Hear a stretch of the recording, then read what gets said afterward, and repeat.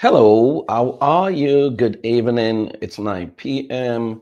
Central Time, and it's another time with me on Family Strategy. This is your favorite family life strategist, Praise for where I love wearing this beat. Is from Benin Kingdom, and this is the face of King Ewari, um, one of Africa's famous king, foremost king, and the man that really opened up Benin Kingdom to become one of the greatest kingdoms to have ever been known on this planet, right? Because in case you don't know, and you're a non-African, Benin Kingdom actually had one of the most sophisticated cities in the world. In between 1300 and 1800, Benin had a wall that was greater than the wall of Benin, and the Great Wall. I mean, the other wall that was greater than the Great Wall of China, bigger than the Great Wall of China. Benin Kingdom has got um, some of the most sophisticated artworks ever seen in the world, right? Benin had the best road networks, and the house construction was out of this world. Benin has some semblance of straight lightning before New York, before London, and before Germany or any part of the world. And so very organized. And so I love to wear it because it reminds me of my ancestry. Okay, good. So how is it going with you? Thank you very much for those of you on Instagram for joining, always joining. I'm glad at your feedback, and it makes me shoot more video. When I started with a crazy idea that I'm going to teach, family strategy every day, it was like, wow, how you going to do this for the next 30 days? Well, hey, this is day 3, and I want to thank you very much because you guys are learning. Strategy always wins, emotions never win in any relationship. Okay, so today, everybody's greatest nightmare in any relationship is the issue of infidelity, or when a partner had cheated, right? And so the big issue is, how do you rebuild trust after it's been shattered? I mean, we have all at one time or the other done stuff we're not proud of, right? Yours may not be infidelity, maybe something else.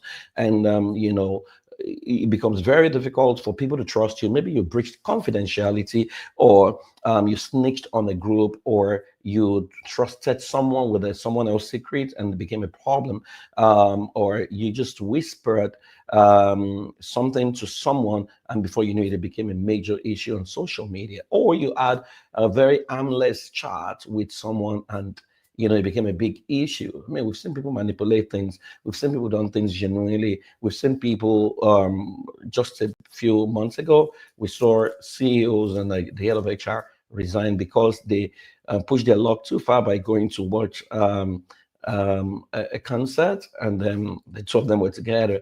And unfortunately, the cameraman decided to do the Lord's work by beaming the searchlight on them, and that became a major, major issue that rocked the entire world.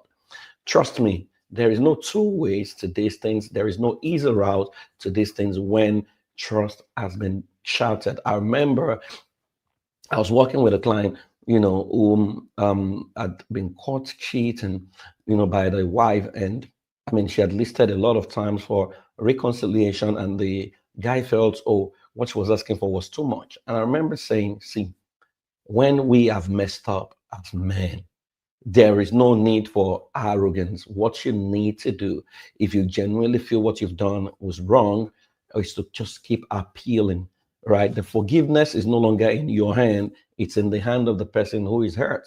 And you cannot define or determine how long it takes them to recover.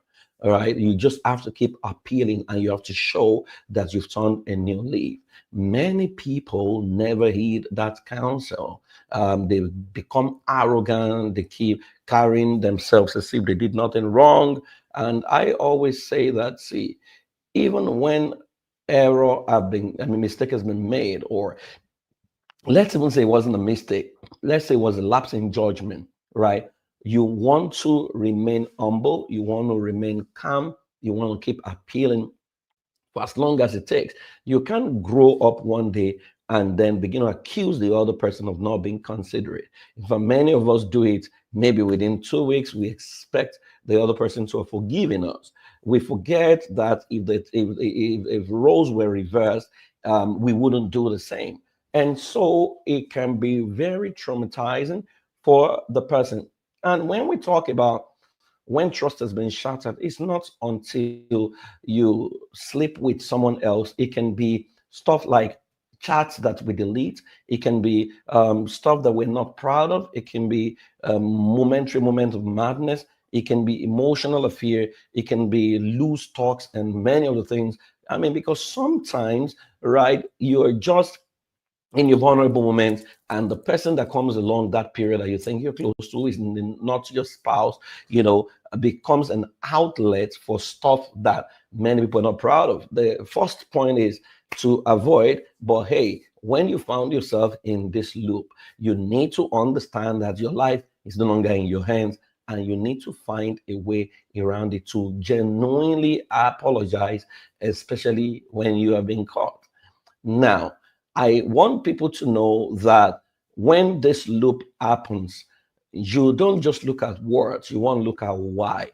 There are various reasons why people find themselves in situations that, even though to the offended, none is tenable.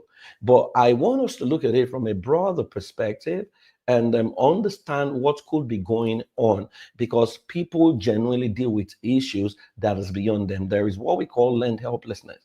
Learned helplessness is when people do the things they shouldn't do. They know it's wrong, but they're helpless. They can stop it, but they find themselves doing it. And it's not as if they love it, they just hate it, but they can't stop it. That's learned helplessness. I mean, you have conditioning. You have people who just in their innocence or in the naivety, they want to spice up their sex life, and they decided to go the route of pornography.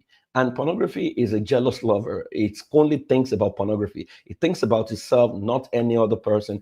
And before you know it, what should be a private affair, private use of pornography, one party spiral out of control because they don't have the capacity to handle it. And before you know it, all hell is let loose, right? And so there are so many things. And there are people who willfully, arrogantly, they just go ahead and do it. There are people who, out of boredom, out of depression, out of a sense of not being acceptable. I mean, I'm working with a number of clients lately who are reporting that their first foray was when they discovered that they couldn't sustain erection, with their spouses, and it became very embarrassing, and it wasn't handled with grace, or they didn't talk to a professional, right? And it became things like, oh, they couldn't sustain erection when it's time for sex. And then instead of both of them to have conversations around it, to know that these things happen at certain point as you grow older, it became gaslighting. I don't know what you're doing. I don't know why you can have sex, And before they knew it, wrong hands, wrong counsel to say, hey, if you're not having erection here, let's check whether it's your problem. Let me give you someone. And then before they know it, they go to the outside, the adrenaline, penis becomes erect, and then erection is sustained, and they're able to have sex successfully. And that's a journey of no return. And so there are so many whys. Now, like I said, none of them is tenable to the offended. And so it's not as if we are glorifying or we're making excuses for this, right? And so if this eventually happens and you get caught, and its trust has been shattered, how do you rebuild this? Now, these things are human in nature, right? And there are people who can bounce back faster if they're able to listen to your appeal, but there are people who never forgive. Rule of thumb is, if you know you're never going to forgive the person, it's better to graciously release them. There are people who infidelity is a deal breaker. They cannot stand it. There is no point of coming back. I always say to such people, communicate earlier at the point of marriage. And we also have people who know that, hey, I have the tendency to be polygamous. I have the tendency to maybe handle multiple women or multiple men. Before you propose or before marriage, you can put it on the table to know if your partner is comfortable with it. Trust me, I have seen this happen. And some people say, oh, I don't mind. Other people say, no, no, I can't stand this. And then they go their separate ways. Now, having said all of this, lay this background, my heart will go to people who feel their trust is breached. It's never easy because some of them will look at themselves and wonder what they have done wrong. Are they not good enough? What exactly is going wrong? What are they doing wrong? I must tell you that it may have nothing to do with you, right? For some people, it may have something to do with you. I've also seen clients where a man tells a woman that because he's doing spiritual activities, sex was going to be 3 times that year. At the beginning of the year, he will come out and the name of he wants to get power from God. He would say at the beginning of January to say, pick your 3 times for the year, right? Pick your dates so that we can do it on those dates. And that's case closed. And it goes ahead to gaslight a woman to say, I know you cannot cheat because you're a Christian and you want to make heaven. Can you beat that? Right. And so you have all kinds of stuff happening that we can't be sharing publicly because of confidential reasons. I've shared the ones I could share because I have permission to share them. Now, when trust has been shattered, what do you do? Now, I need to say that there is the cheat in quotes. I don't like to label. There's the one who stepped out of line. So let me use the right word. Stepped out of line. There is the one who was cheated on, right? And that's the spouse. And there's the cheating partner, okay, the line partner. Now, if you understand those 3 lines, you need to understand that you need to manage them delicately.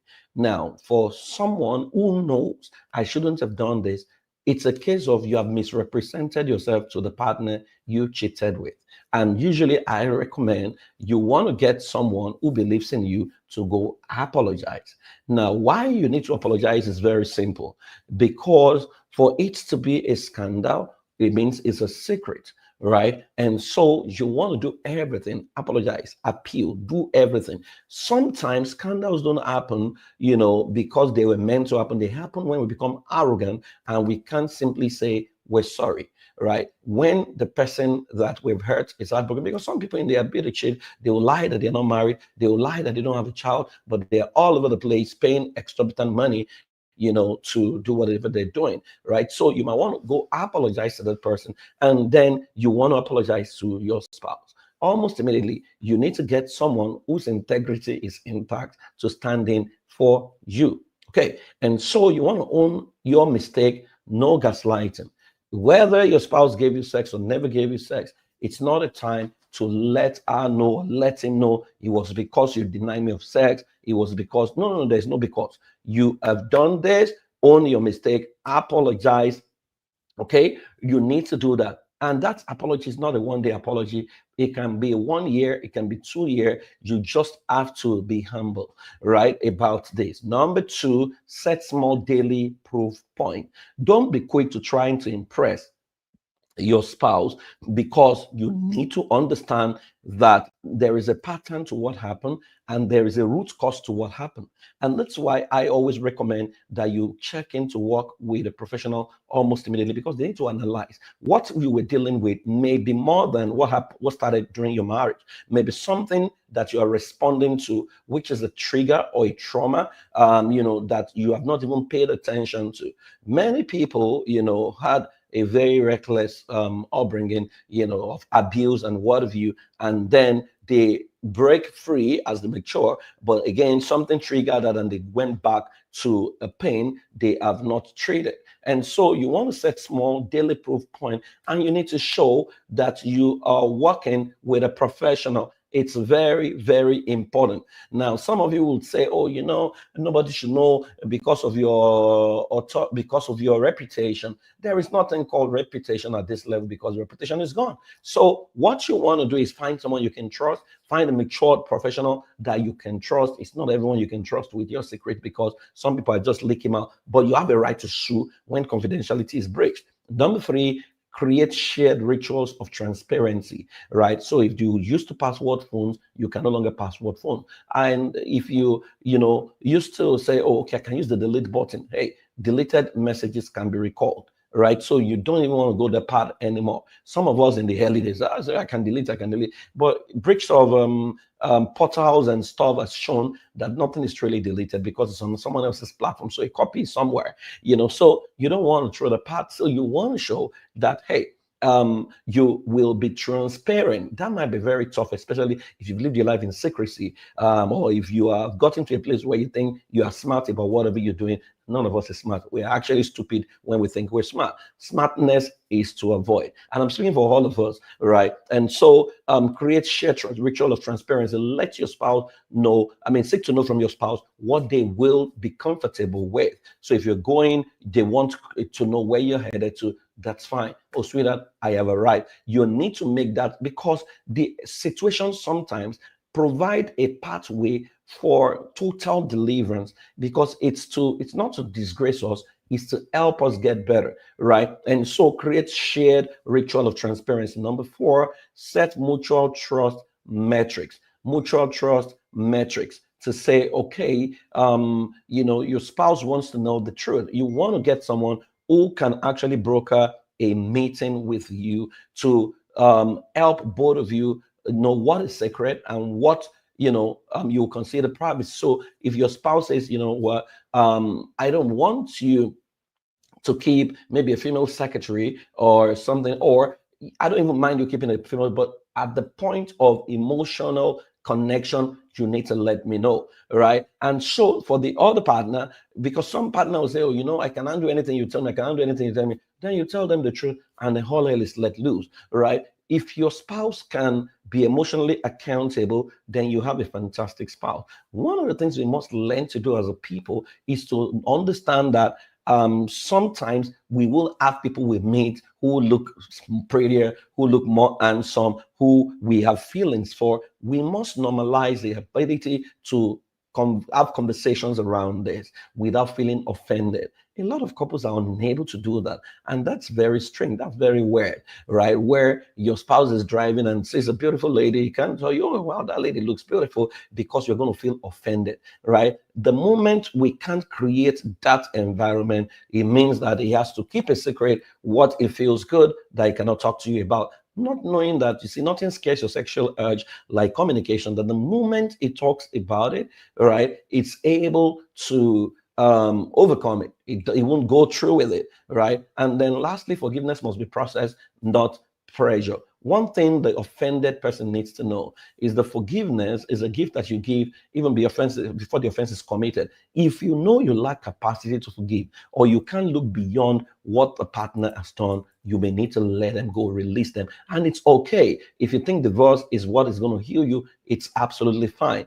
Yeah, it means that they will carry their cross and they will carry the consequence of whatever must have happened. But if you think you can save the marriage, if you think that there are so many good sides to them outside of the weakness or the pain point or their errors or their lapse in judgment, then you want to rebuild trust and understand that, hey, what they did may have been infidelity, that we all have the areas we're also struggling with. For them, it's infidelity. For you, it might be lies. For you, it might be, spending money recklessly. It might be several other areas outside of what they are doing. So you don't want to beam satellite absolutely and reduce them to their errors. If you get to that moment where you cannot look at them and not think of them being an infidel, it's okay to have a conversation to say, you know what, I think I want to move on without you. And that's absolutely okay. So the strategy in a nutshell is, what do we want?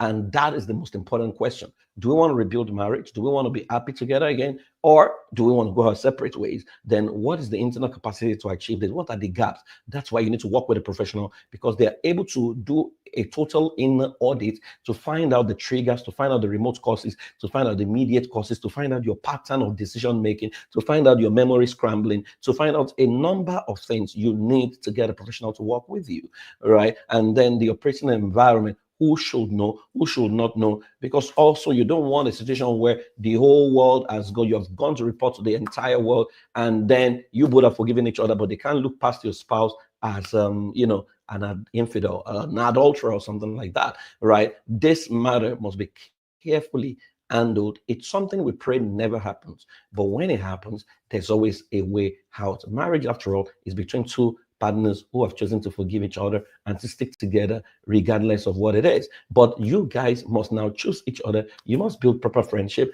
because something was breached and that thing must be breached. And that is our work. Sometimes my heart goes out to everyone who feels aggrieved, who feels offended, who feel very bad about you, not to blame at all. And so don't blame yourself, but we are sorry. Okay. So if you want to work with me, you can scan and you want us to help you build an intelligent family. You can do the scan code and reach out to me, or you can get my out the combo, the family combo, which is a self-paced process. He has healing sessions. He has how to raise your children properly, how to bond with your children, how to bond with your spouse, how to build an intelligent family. And then 2 books are shipped to you, right? Wherever you are in any part of the world, it's $150, highly affordable. The value you get is, ideally the pricing of each item is over $1,000, but you get it for that fee. So go ahead, grab your copy right now, slide into my DM. For those of you in what's it called, Instagram, whatever you're dealing with, we can always talk about it. Trust me, none of us is perfect. And my mantra has always been, you cannot judge another imperfect person as an imperfect person as self. I tell people I'm terribly flawed. There are things I struggle with, but I keep going for help. I keep getting help. I keep reporting myself, and I keep, standing on my faith to know that, hey, praise, you can't afford to give up on yourself. So don't give up on yourself. It's never over with you. There is nothing we can discuss because we are all men of like passion. But I pray that it works for you. Please keep apologizing, keep appealing. A contract out, God won't even despise, and make a plan not to repeat the same process. Heal what is broken, and you can be wholesome once again. Thank you very much. Instagram, I'm grateful. LinkedIn people, thank you. YouTube, thank you. I can see all of you. I can see your comments. Thank you very much. Please, this video will be on YouTube. Subscribe, Praise Forward Live, so that you can watch a number of this video. This is family strategy, and this is the best family strategist you can ever have for yourself. I honor you. Have a fantastic day. I'll see you tomorrow. Bye-bye.